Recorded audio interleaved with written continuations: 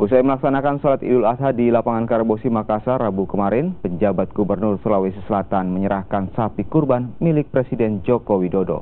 Penyerahan sapi kurban milik Presiden Joko Widodo ini diterima langsung oleh Wali Kota Makassar, Muhammad Ramdan Pomanto.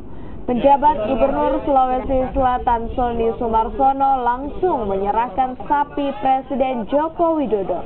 Sapi dengan berat 925 kg ini diterima oleh Wali Kota Makassar Muhammad Ramdan Pomanto. Selanjutnya, sapi yang beratnya hampir mencapai 1 ton ini kemudian dikurban dan dibagikan untuk warga Kota Makassar. Bagian dari Makassar, gerakan Makassar berkorban. Jadi artinya nanti ini golongan yang berhak itu sudah disalurkan oleh